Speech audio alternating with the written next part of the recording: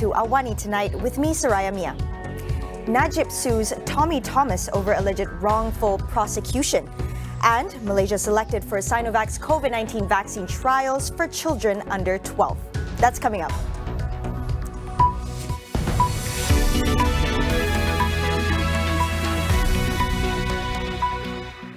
Bersatu PAS and Gerakan have agreed to contest in the upcoming Malacca state election under the Perikatan Nasional ticket.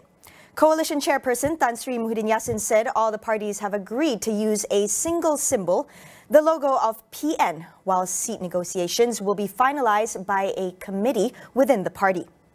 Muhyiddin added that Bersatu PAS and Gerakan had also agreed in principle to mobilize their election machinery. Earlier, UMNO President Datuk Sri Ahmad Zahid Hamidi said the party was sticking to its decision to not cooperate with Bersatu in any elections. As for PAS, despite not being together with UMNO for the Malacca state elections, the Islamic Party remains steadfast in backing the Prime Minister's Keluarga Malaysia slogan.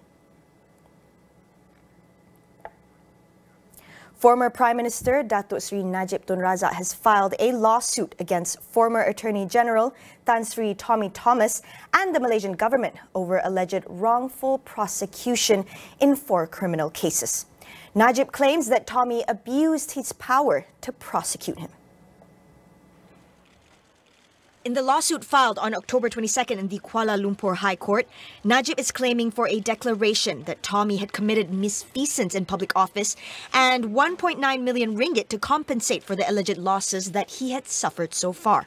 Najib stated that Tommy's alleged acts were in relation to criminal charges leveled against him pertaining to the 1MDB case, the International Petroleum Investment Company case, 2 cases of alleged abuse of power and money laundering under the MACC Act 2009. Najib also claimed that he was hit with 35 criminal charges linked to the 4 cases during the tenure of the Pakatan Harapan administration, and that the charges against him was part of an act that has long been planned and crafted early by Tommy and was in line with the plans of the then Pakatan Harapan government. Youth and Sports Minister Datuk Sri Faizal Azumu wants to hear all sides, including from those allegedly involved in sexual harassment cases, before taking further action. He said the government views the issue seriously as it involves athletes, coaches and officials.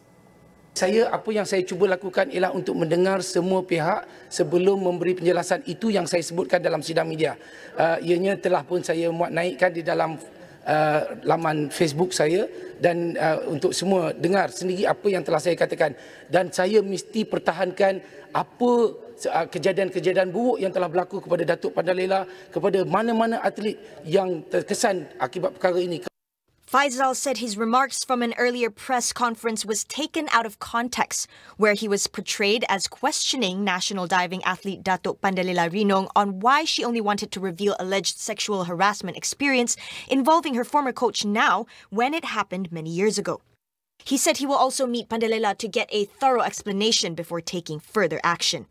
In a tweet, Pandalela urged those who have experienced sexual harassment not to be afraid to speak up. Malaysia will set strict SOPs before receiving 32,000 foreign workers in the palm oil plantation sector. Primary Industries and Commodities Minister Datuk Zuraida Kamarudin said foreign workers from Indonesia would be brought in first, followed by others from source countries. She added that strict SOPs would first be enforced on foreign workers recruited for the oil palm plantation sector. Zuraida said the details on their entry will be issued by the government through the Human Resource Ministry, Home Ministry and Health Ministry. She stressed that all costs of bringing in foreign workers will be borne by the employers for every approval obtained, which includes having them fully vaccinated. Last Friday, Prime Minister Datuk Sri Ismail Sabri Yaakob announced that the COVID-19 Pandemic Management Special Committee had approved the SOPs on the entry of foreign workers into the country. The government has assured adequate mental health support for students. Health Minister Khairi Jamaluddin said more resources will be handed to those needing mental health assistance with the use of technology to better reach the younger generation.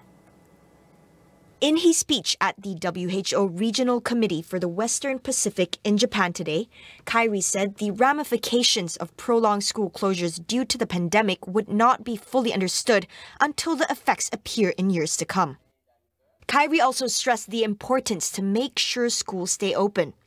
He called for equitable distribution of COVID-19 vaccines for children once they are regulatory approved to protect children to learn safely at school. Malaysia has been selected to conduct third-phase clinical trials for Sinovac's COVID-19 vaccine on children under the age of 12. Second Deputy Health Minister Dato Aaron Agodagang said the trials are expected to begin at the end of the month. They will be carried out at 10 research locations involving 8 facilities under the Health Ministry, University Malaya and University Technology Mara. Apart from Sinovac, other vaccines being studied was by US-based biotech company Novavax. So far, Aaron noted that Pfizer-BioNTech had published its third-phase clinical vaccine trial findings for children between 5 and 12 years old, and that their vaccine was found to be safe and showed a strong neutralizing antibody reaction. Aaron said that China had also approved 2 vaccines produced by Sinovac-BioNTech and Sinopharm for emergency use on children between the ages of 3 and 17. Their Phase 1 and Phase 2 of clinical trials showed that the vaccines were safe and increased immunity reaction among children and adolescents. Time for a quick break. Stay with us.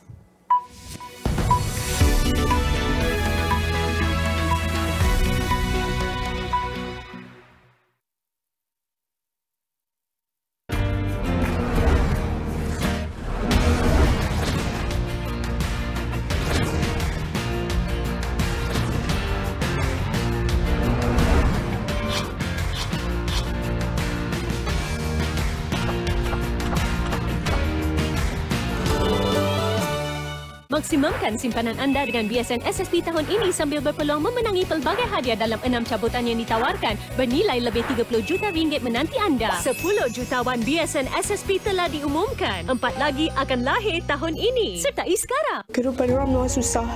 Tak ada pekerjaan. Semua serba kekurangan. Jadi mereka mengharapkan bantuan luar.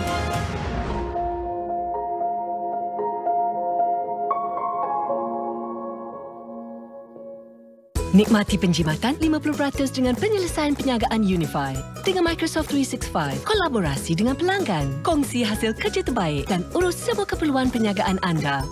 Layari unify.com.my/SME Grant hari ini.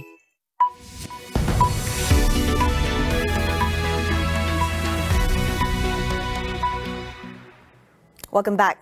The government's expenses has skyrocketed in efforts to contain COVID-19, but tax collection remains low as businesses are not thriving. What are the options for Malaysia to improve its financial situation? KPMG's Nicholas Chris said one option is to introduce a new and temporary COVID levy. I mean, one option is to introduce a specific COVID levy. If you look at what other countries have done over the years, for instance, back in 1990, when you had East and West Germany unifying, the German government introduced a specific unification tax. That was meant to only last for a few years, but actually it's continued for about 30 years, and only now has the government started to phase it out. So you could see the government here introducing something similar for COVID. And in fact, if you go and look at the history of income tax, I mean, income tax originated from the UK. And back in the 17th, 18th century, when income tax was first introduced, it was introduced as a temporary measure to fund various wars that the UK was undertaking. I mean, there's an Income Tax Act from 1803 to fund the Napoleonic Wars. So when England was fighting France. But what happened, although these taxes came in as a temporary measure to fund wars, they actually continued and we're still paying them today. So I think the risk is if a government introduces a COVID levy, how long is that going to be here for? And again, all taxes are painful. He added that another option is to expand existing taxes, by which the government either increases rates of tax like income tax or to make changes to existing legislations. The alternative is to make changes to the existing legislation. Now, one area we might see a change is that in relation to interest income that typically corporates receive from overseas, because such income at the moment is generally tax exempt. Southeast Asian leaders kicked off the 3-day ASEAN summit this morning. Myanmar refused to send a representative after being angered by the bloc's decision to exclude the country's junta leader in the talks. Myanmar's absence was not mentioned at the opening of the virtual meeting. On October 15, ASEAN leaders decided to sideline junta chief Min Aung Hlaing for ignoring a peace roadmap agreed 6 months ago. The move to snub the junta was a rare step by ASEAN, known for its non-interference policy. ASEAN had said it would accept a non-political representative from Myanmar, but the junta said it would only agree to its leader or a minister attending. At the summit, Prime Minister Datuk Seri Ismail Sabri Yaakob urged Myanmar to commit to the repatriation of refugees and protect human rights. Meanwhile, Thai counterpart Prayut Chan-o-cha said ASEAN's dealings with Myanmar were crucial for its reputation and a test of its resolve. The virtual summit, which runs until Thursday, includes region-wide discussions and talks with key individual partners like the US, China, Japan, and India. Sudan's capital, Khartoum, is in lockdown after the army seized power in a coup that triggered unrest. At least 7 people were killed and 140 others injured. Protesters took to the streets early today to demonstrate against the coup, where Prime Minister Abdullah Hamdok and other civilian leaders were detained. Coup leader General Abdel Fattah al-Burhan dissolved the transitional government yesterday, established to guide the country to democracy. Burhan then announced a state of emergency while he promised to hold elections in July 2023. Abdullah Hamdok, who took power after the April 2019 ousting of long-ruling autocrat Omar al-Bashir. Japanese Princess Mako's long wait to marry ends at last after she tied the knot with commoner Kei Komuro. The marriage means Mako will lose her royal status. Under Japanese law, royal women who marry commoners must forfeit their status upon marriage, although male members do not. Mako also skipped the usual rites of a royal wedding and turned down a payment offered to royal females upon their departure from the family. There has been excessive media coverage around the couple, which has caused Mako to suffer from post-traumatic stress disorder. There were criticisms on financial issues involving Komuro's family, which led to the delay of their marriage for 3 years. In a press conference, the eldest daughter of Crown Prince Akishino and Crown Princess Kiko apologized for any trouble brought to people by her marriage. The couple will live in the United States. Australia said it will target net zero carbon emissions by 2050, but will not legislate the goal. Instead, it relies on consumers and companies to drive emission reductions. Prime Minister Scott Morrison also said the plan would not include ending the country's fossil fuel sectors. The nation will also not set ambitious targets for 2030, an objective of next month's COP26 Global Climate Summit. Australia has long dragged its heels on climate action. It is one of the dirtiest countries per head of population and a massive exporter of fossil fuels. Morrison has been in a political bind over climate change. He needs the support of rural voters who oppose the reducing of emissions as he heads into an election next year, but much of the wider Australian population wants to see more action on climate.